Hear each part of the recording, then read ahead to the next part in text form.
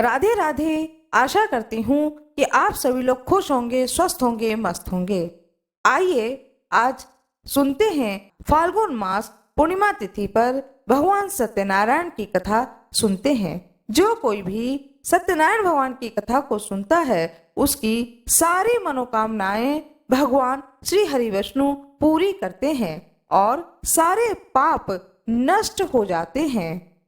प्रेम से बोलिए भगवान श्री हरि विष्णु की जय हो, माता लक्ष्मी की जय हो, कृष्ण भगवान की जय हो, राधा रानी की जय हो, भगवान श्री हरि विष्णु की, सत्यनारायण भगवान की जय हो, भगवान गणेश की जय हो, भगवान विष्णु की जय हो, भगवान शंकर की जय हो। आज मैं आप लोगों को कथा सुनाने जा रही हूँ, सत्यनारायण भगवान की कथा, जिसे पूर्णिमा तिथि पर अवश्य सुनना चाहिए। स्कंद पुराण के अंतर्गत रेवा खंड में श्री सत्यनारायण भगवान की व्रत कथा लिखी है, जो कि मैं आज वह कथा आप लोगों को सुनाने जा रही हूँ। अध्याय प्रथम।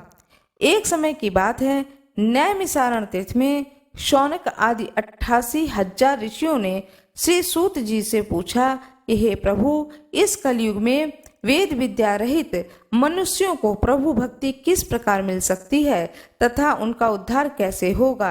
हे मुनिश्रेष्ठ, ऐसा कोई तप बताइए जिसे थोड़े समय में ही पुण्य मिले और मनवांछित फल भी मिल जाए। इस प्रकार की कथा सुनने की हम इच्छा रखते हैं।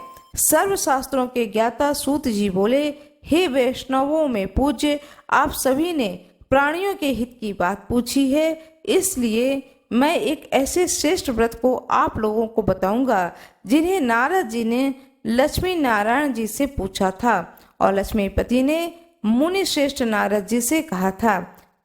अब आप इसे ध्यान से सुनिए।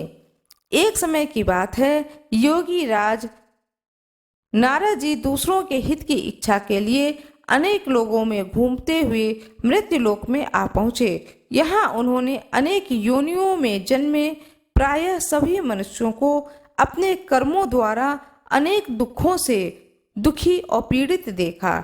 उनका दुख देख नारद जी सोचने लगे कि ऐसा यत्न किया जाए जिसके करने से निश्चित रूप से मानव के दुखों का अंत हो जाए। इस विचार पर मनन करते हुए वह विष्णु लोक में गए। वहां वह देवों के ईश नारायण की स्तुति करने लगे, जिनके हाथों में शंख, चक्र, गदा और पद्म थे, गले में वरमाला पहने हुए थे।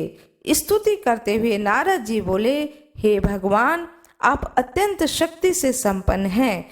मन तथा वाणी भी आपको नहीं पा सकती है।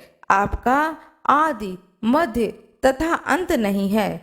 निर्गुण स्वरूप सृष्टि के कारण भक्तों के दुख को दूर करने वाले हैं। आपको मेरा नमस्कार है। नारद जी की स्तुति सुन विष्णु भगवान बोले, हे मुनिश्रेष्ठ, आपके मन में क्या बात है? आप किस काम के लिए पधारे हैं? उसे निसंकोच कहो।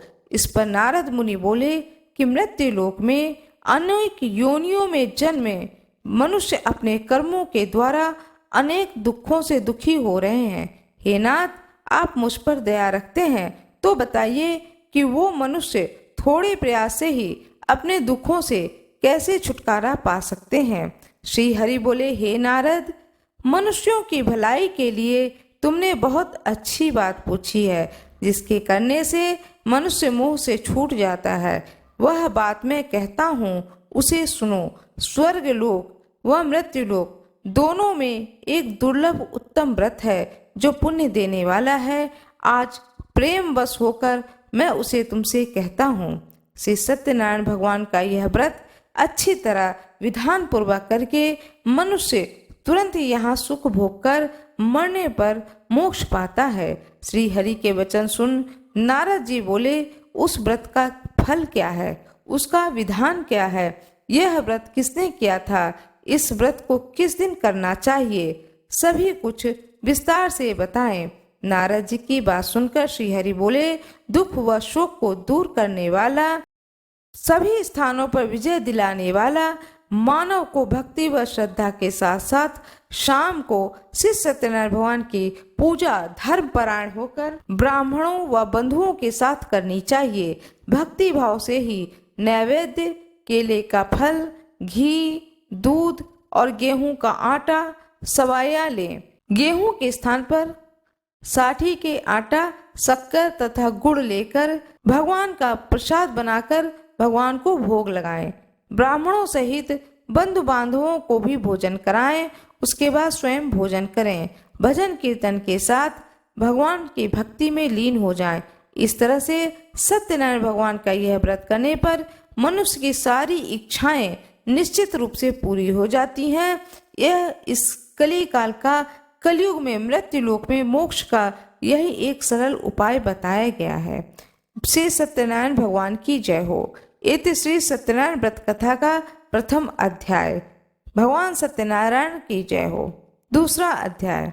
सूत जी बोले, हे ऋषियों, जिसने पहले समय में इस व्रत को किया था उसका इतिहास कहता हूँ, ध्यान से सुनो।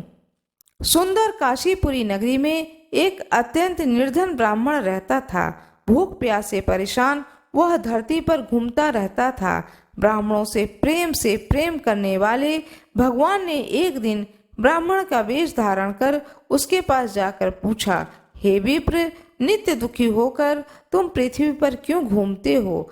दीन ब्राह्मण बोला, मैं निर्धन ब्राह्मण हूँ, भिक्षा के लिए धरती पर घूमता हूँ। हे भगवान, यदि आप इसका कोई उपाय जानते हो तो बताएं। वृद्ध ब्राह्मण कहते हैं कि सत्यनारायण भगवान मनोवांछित फल देने वाले हैं, इसलिए तुम उनका पूजन करो। इसी से मनुष्य सभी दुखों से मुक्त हो जाता है। वृद्ध ब्राह्मण बनकर आए सत्यनारायण भगवान उस निर्धन ब्राह्मण को व्रत का सारा विधान बताकर अंतर्ध्यान हो गए। ब्राह्मण मन ही मन सोचने लगा कि जिस व्रत को वृद्ध ब्राह्मण करने को कहा, मैं उसे जरूर करूंगा। यह निश्चय करने के बाद उसे रात में नींद नहीं आई। वह सवेरे उठकर सत्यनारायण भगवान के लिए व्रत का निश्चय किया। निश्चय करके भिक्षा के लिए चला गया। उस दिन निर्धन ब्राह्मण को भिक्षा में बहुत धन मिला, जिससे उसने बंधु बांधवों के साथ मिलकर श्री सत्यनारायण भगवान का व्रत संपन्न किया। सत्यनारायण भगवान का व्रत संपन्न करने के बाद वह निर्धन ब्राह्मण सभी दुखों से छूट गया, अनेक प्रकार की संपत्तियों से युक्त हो गया। उसी समय से वह ब्राह्मण हर माह इस व्रत को करने लगा। इस तरह से सत्यनारायण भगवान के व्रत को जो मनुष्य करेगा वह सभी प्रकार के पापों से छूटकर मोक्ष को प्राप्त होगा।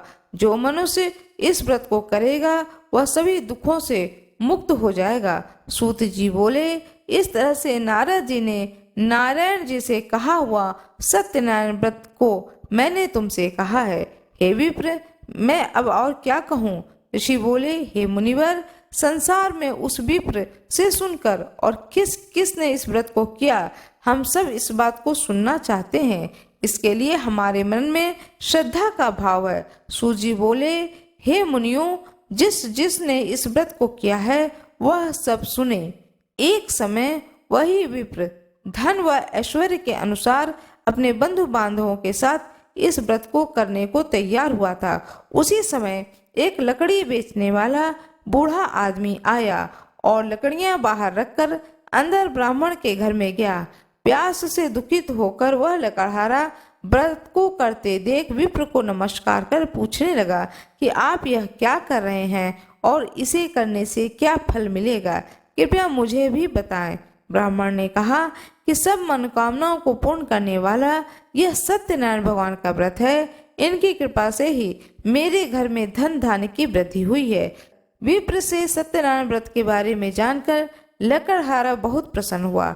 चरणामृत लेकर वह प्रसाद खाने के बाद वह अपने घर को गया। लकड़हारे ने अपने मन में संकल्प किया कि आज लकड़ी बेचने से जो धन मिलेगा उसी से सत्यनारायण भगवान का पूजा करूंगा, व्रत करूंगा। मन में इस विचार को लेकर के वह आदमी सिर पर लकड़ियां रखकर नगर में बेचने गया। जहां धनी लोग ज्यादा रहते थे उस नगर में उसने अपनी लकड़ियों का दाम पहले से 4 गुना अधिक मिला। वह बूढ़ा लकड़हारा प्रसन्नता के साथ दाम लेकर केले, शक्कर, घी, दूध, दही, गेहूं का आटा लेकर सत्यनारायण भगवान के व्रत की अन्य सामग्रियां लेकर अपने घर गया। वहां उसने अपने बंधु बांधवों को बुलाकर विधि विधान से सत्यनारायण भगवान की पूजन किया, व्रत किया और कथा को सुना। इस व्रत के प्रभाव से वह बूढ़ा लकड़हारा धन पुत्र आदि से युक्त होकर संसार के समस्त सुख को भोगकर अंतकाल में बैकुंठ धाम चला गया। इति श्री सत्यनारायण व्रत कथा का द्वितीय अध्याय संपूर्ण। श्री सत्यनारायण भगवान की जय हो। तीसरा अध्याय। सूत जी बोले, हे मुनि श्रेष्ठ, अब आगे की कथा कहता हूँ। पहले समय में उल्का मुख नाम का एक बुद्धिमान राजा था। वह सत्यवक्ता और जितेंद्रिय था। प्रतिदिन देव स्थानों पर जाता और निर्धनों को धन देकर उनके कष्ट दूर करता था। उसकी पत्नी कमल के समान मुख वाली तथा सती साध्वी थी। भद्रशिला नदी के तट पर उन दोनों ने श्री सत्यनारायण भगवान का व्रत किया। उसी समय साधु नाम का एक वैश्य आया। उसके पास व्यापार करने के लिए बहुत सा धन भी था। राजा को व्रत करके देखकर वह विनय के साथ पूछने लगा, हे राजन, भक्ति भाव से पूर्ण होकर आप यह क्या कर रहे हैं? मैं सुनने की इच्छा रखता हूँ, तो आप मुझे बताएं। राजा बोला, हे साधु, अपने बंधु बांधवों के साथ पुत्र आदि की प्राप्ति के लिए महाशक्तिमान श्री सत्यनारायण भगवान का व्रत व पूजन कर रहा हूँ। राजा के वचन को सुनकर साधु आदर से बोला, हे राजन, मुझे इस व्रत का सारा विधान कहिए। आपके कथन अनुसार मैं भी इस व्रत को करूँगा। मेरी भी संतान नहीं है। इस व्रत को करने से निश्चित रूप से मुझे संतान की प्राप्ति होगी। राजा से व्रत का सारा विधान सुनकर व्यापार से निवृत्त हो वह अपने घर गया। साधु वैश्य ने अपनी पत्नी को संतान देने वाले इस व्रत का वर्णन सुनाया और कहा कि जब मेरी संतान होगी तो मैं इस व्रत को करूंगा। साधु ने इस तरह के वचन अपनी पत्नी लीलावती से कहे। एक दिन लीलावती पति के साथ आनंदित हो सांसारिक धर्म में प्रवृत्त हो सत्यनारायण भगवान की कृपा से गर्भवती हो गई। 10वें महीने में उसके गर्भ से एक सुंदर कन्या ने जन्म दिया। वह दिनों दिन बढ़ने लगी, जैसे कि शुक्ल पक्ष का चंद्रमा बढ़ता है। माता पिता ने अपनी कन्या का नाम कलावती रखा। एक दिन लीलावती ने मीठे शब्दों में अपने पति को याद दिलाया कि आपने सत्यनारायण भगवान के जिस व्रत को करने का संकल्प किया था उसे करने का समय आ गया। आप इस व्रत को करिए। साधु बोला कि हे प्रिय, इस व्रत को मैं उसके विवाह पर करूंगा। इस प्रकार अपनी पत्नी को आश्वासन देकर वह नगर को चला गया। कलावती पिता के घर में दिन प्रतिदिन बड़ी हो रही थी। साधु ने एक बार नगर में अपनी कन्या को सखियों के साथ देखा तो तुरंत ही दूत को बुलाया और कहा कि मेरी कन्या के योग्य वर देखकर आओ। साधु की बात सुनकर दूत कंचन नगर में पहुंचा और वहां देखभाल कर लड़की के सुयोग्य वाणिक पुत्र को ले आया। सुयोग्य लड़के को देखकर साधु ने बंधु बांधवों को बुलाकर अपनी पुत्री का विवाह कर दिया। लेकिन दुर्भाग्य की बात यह है कि साधु ने अभी भी श्री सत्यनारायण भगवान का व्रत कर नहीं किया। इस पर श्री सत्यनारायण भगवान क्रोधित हो गए और श्राप दिया कि साधु को अत्यधिक दुख मिले। अपने कार्य में कुशल साधु बनिया जमाई को लेकर समुद्र के पास स्थित होकर रत्नासारपुर में नगर में गया। वहां जाकर दामाद ससुर दोनों मिलकर चंद्रकेतु राजा के नगर में व्यापार करने लगे। एक दिन भगवान सत्यनारायण की माया से एक चोर राजा का धन चुराकर भाग रहा था। उसने राजा के सिपाहियों को अपना पीछा करते देख चुराया हुआ धन वहां रख दिया जहां साधु अपनी जमाई के साथ ठहरा हुआ था। राजा के सिपाहियों ने साधु वैश्य के पास राजा का धन पड़ा देखा तो वह ससुर और जमाई दोनों को बांधकर प्रसन्नता से राजा के पास ले गए और कहा कि उन दोनों चोर हम पकड़ लाए हैं। अब आप आगे की कार्रवाई की आज्ञा दें। राजा की आज्ञा से दोनों को कठिन कारावास में डाल दिया गया। उनका सारा धन भी उनसे छीन लिया गया। सत्यनारायण भगवान के श्राप से साधु की पत्नी भी बहुत दुखी हुई। घर में जो धन रखा था उसे चोर चुरा ले गए। शारीरिक तथा मानसिक पीड़ा व भूख प्यास से अति दुखी हो अन्न की चिंता से कलावती एक दिन एक ब्राह्मण के घर गई। वहां उसने श्री सत्यनारायण भगवान का व्रत होते देखा। फिर कथा भी सुनी। वह प्रसाद ग्रहण कर वह रात को घर वापस आई। माता के कलावती से पूछा कि हे पुत्री, तुम कहाँ थी? तेरे मन में क्या है? कलावती ने अपनी माता से कहा, हे माता, मैं एक ब्राह्मण के घर में श्री सत्यनारायण भगवान का व्रत देखा है, कथा सुनी है।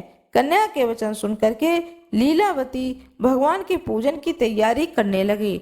लीलावती ने परिवार व बंधुओं सहित सत्यनारायण भगवान का पूजन किया और उनसे वर मांगा कि मेरे पति तथा जमाई शीघ्र घर आ जाएं। साथ ही यह भी प्रार्थना की कि हम सबका अपराध क्षमा करें। सत्यनारायण भगवान इस व्रत से संतुष्ट हो गए तथा चंद्र केतु को सपने में दर्शन देकर कहा कि हे राजन, तुम उन दोनों वैश्यों को छोड़ दो। तुमने जो उसका धन लिया है उसे वापस कर दो। अगर ऐसा नहीं किया तो मैं तुम्हारा धन, राज्य व संतान सभी को नष्ट कर दूंगा। राजा को यह सब कहकर वह अंतर्ध्यान हो गए। प्रातःकाल सभा में राजा ने अपना सपना सुनाया कि बोला कि वाणिक पुत्रों को कैद से मुक्त कर सभा में लाओ। दोनों ने आते ही राजा को प्रणाम किया। राजा मीठी वाणी में बोला, हे महानुभाव, भाग्यवश ऐसा कठिन दुख तुम्हें प्राप्त हुआ, लेकिन अब तुम्हें कोई भय नहीं। ऐसा कहकर राजा ने उन दोनों को नए आभूषण वस्त्र देकर विदा किया और जितना धन उनका लिया था उसको दुगना धन वापस कर दिया। दोनों वैश्य अपने घर को चल दिए। भगवान सत्यनारायण की जय हो। श्री सत्यनारायण भगवान व्रत कथा का 3य अध्याय संपूर्ण हुआ। सत्यनारायण भगवान का 4th अध्याय। सूत जी बोले, वैश्य ने मंगलाचार कर अपनी यात्रा आरंभ की और अपने नगर की ओर चल दिए। उनके थोड़ी दूर जाने पर एक दंडी वेशधारी श्री सत्यनारायण ने उनसे पूछा कि हे साधु, तेरी नाव में क्या है? अभिवाणी वणिक हंसता हुआ बोला, हे दंडी, आप क्यों पूछते हो? क्या धन लेने की इच्छा है? मेरी नाव में तो बेल व पत्ते भरे हुए हैं। वैश्य के कठोर वचन सुनकर भगवान बोले, तुम्हारा वचन सत्य हो। दंडी ऐसा वचन कहकर वहां से दूर चले गए। कुछ दूर जाकर समुद्र के किनारे बैठ गए। दंडी के जाने के बाद साधु वैश्य ने नित्य क्रिया के पश्चात नाव को ऊंची उठते देखकर अचंभा माना और नाव में बेल पत्ते आदि देकर वह मूर्छित हो जमीन पर गिर पड़ा। मूर्छा खुलने पर वह अत्यंत शोक में डूब गया। उसका दामाद बोला कि आप शोक न मनाएं, यह दंडी का ही श्राप है, इसलिए हमें उनकी शरण में जाना चाहिए, तभी हमारी मनोकामना पूर्ण होगी। दामाद की बात सुनकर वह दंडी के पास पहुंचा। अत्यंत भक्तिभाव से नमस्कार करके बोला, मैंने आपसे जो असत्य वचन कहे थे उसके लिए मुझे क्षमा कर दें। ऐसा कहकर महान शोका आतुर होकर वह रोने लगा। तब दंडी भगवान बोले, हे वाणिक पुत्र, मेरी आज्ञा से बार बार तुम्हें दुख प्राप्त हुआ, तुम मेरी पूजा से विमुख हुआ। साथ ही बोला, हे भगवान, आपकी माया से ब्रह्मा आदि देवता भी आपके रूप को नहीं जानते, तब मैं अज्ञानी कैसे जान सकता हूँ? आप प्रसन्न होइए, अब मैं सामर्थ्य के अनुसार आपकी पूजा करूंगा, मेरी रक्षा करो। पहले के समान नौका में धन भर दो। साधु वैश्य के भक्ति पूर्वक वचन को सुनकर भगवान प्रसन्न हो गए और उसकी इच्छा अनुसार वरदान देकर अंतर ध्यान हो गए। ससुर और जमाई जब नाव पर आए तो नाव धन से भरी हुई प्राप्त हुई। सत्यनारायण भगवान की जय हो। श्री सत्यनारायण भगवान कथा का 4th अध्याय समाप्त हुआ। लीलावती और कलावती दोनों बैठ करके भगवान सत्यनारायण की कथा सुन रही थीं। जब उन्होंने सुना कि उनके पति नगर में आ गए हैं तो कलावती ने बिना भगवान के प्रसाद को ग्रहण किए हुए अपने पति और पिता के दर्शन के लिए नदी के किनारे दौड़ती हुई पहुंच गई। जब वहां पहुंची तो देखी कि पति और पिता नाव सहित पानी के अंदर चले गए हैं। यह देख करके नगर में चीख पुकार मच गई। वह कलावती भगवान सत्यनारायण को याद करने लगी। तब उसे याद आया कि मैंने तो प्रसाद ग्रहण ही नहीं किया है। फिर वह भाग करके दौड़ी दौड़ी अपने घर को आती है और जो भोग लगाया था उस प्रसाद को कलावती ग्रहण करती है। उसके बाद अपनी माँ के साथ भगवान सत्यनारायण से क्षमा प्रार्थना करती है कि मेरे पति को सकुशल नगर में ले आए, मेरे घर तक ले आए। भगवान सत्यनारायण प्रसन्न हो जाते हैं और उसके पति और उसके पिता सकुशल नदी में ऊपर आ जाते हैं और वह नाव से उतर करके नगर के अंदर आते हैं। फिर वह घर पर आते हैं। जब घर पर आते हैं तो देखते हैं कि पत्नी और बेटी भगवान सत्यनारायण की कथा को, व्रत को बड़े ही श्रद्धा भाव पूर्वक कर रही है। इस चीज को देख करके वह साधु वैसे बड़ा ही प्रसन्न होता है और वह भी सत्यनारायण भगवान की को मन ही मन नमस्कार करता है और कहता है कि मैं अपने पूरे परिवार सहित, बंधु बांधवों सहित आपका पूर्णिमा तिथि पर कथा अवश्य सुनूंगा। फिर जब पूर्णिमा तिथि आती है तब वह वैश्य, साधु वैश्य अपने परिवार सहित कथा को, भगवान सत्यनारायण की कथा को श्रवण करता है, ब्राह्मणों को भोजन कराता है और स्वयं ही श्रद्धा पूर्वक ब्राह्मणों को भोजन कराने के बाद में स्वयं श्रद्धा पूर्वक भोजन को ग्रहण करता है। इस प्रकार जिस तरह से सत्यनारायण भगवान ने कृपा करी उस वैश्य के ऊपर, सदा सर्वदा सभी के ऊपर भगवान श्री सत्यनारायण की कृपा बनी रहे। भगवान सत्यनारायण की कथा का 5वां अध्याय समाप्त हुआ। सत्यनारायण भगवान की जय हो, भगवान विष्णु की जय हो, माता लक्ष्मी की जय हो, भगवान शंकर की जय हो, भगवान श्री गणेश की जय हो, भगवान विष्णु की जय हो, भोले बाबा की जय हो। माघ पूर्णिमा की यह पूर्णिमा तिथि अत्यंत महत्वपूर्ण पूर्णिमा तिथि मानी गई है। इस दिन पूर्णिमा का व्रत रखा जाएगा। सत्यनारायण भगवान की कथा पूर्णिमा तिथि पर अवश्य सुननी चाहिए।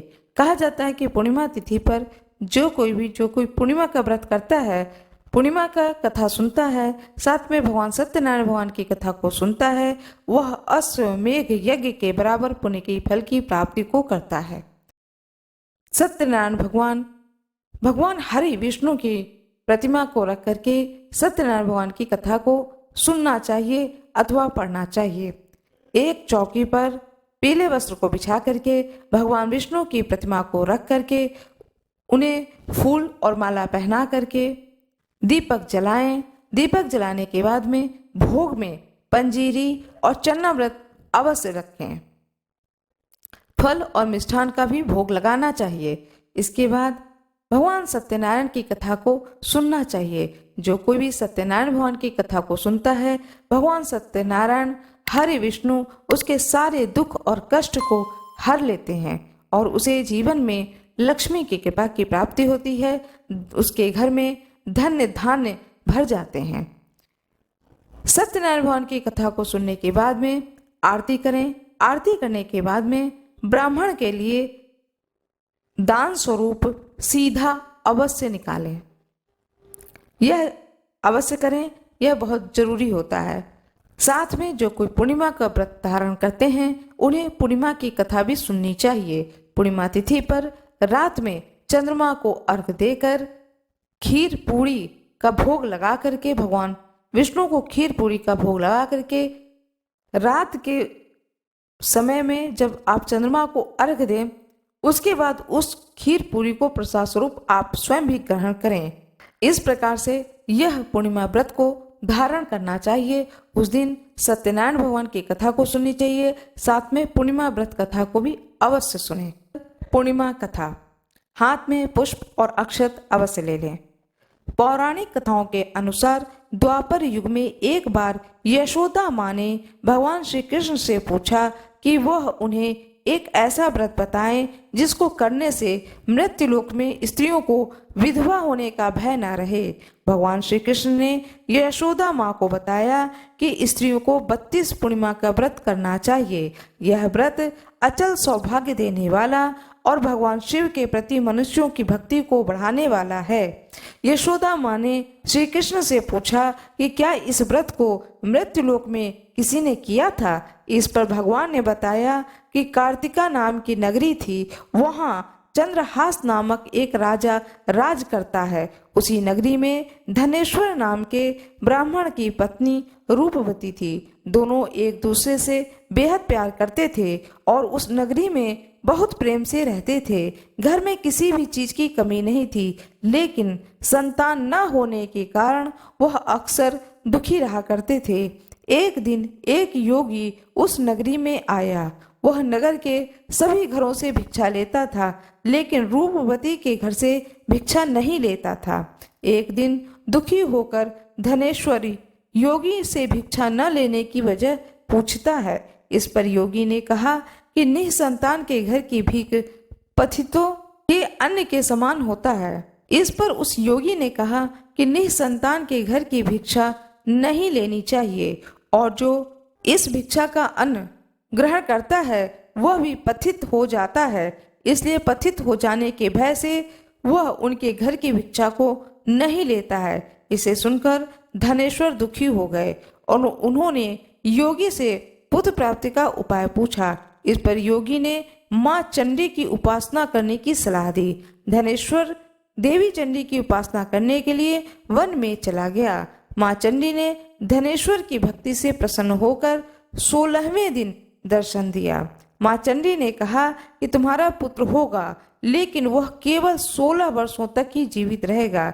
यदि वह स्त्री और पुरुष 32 पूर्णिमा का व्रत करेंगे तो वह दीर्घायु हो जाएगा। माँ चंडी ने एक आम के वृक्ष पर चढ़कर फल तोड़कर उसे पत्नी को खिलाने को कहा।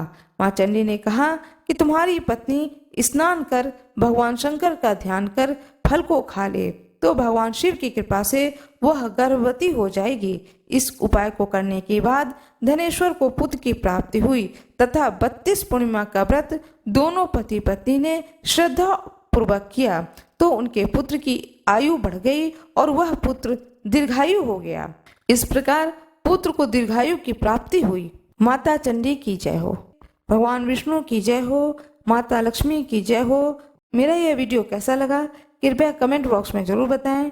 वीडियो को लाइक करना न भूलें, चैनल को सब्सक्राइब जरूर कर दें। धन्यवाद।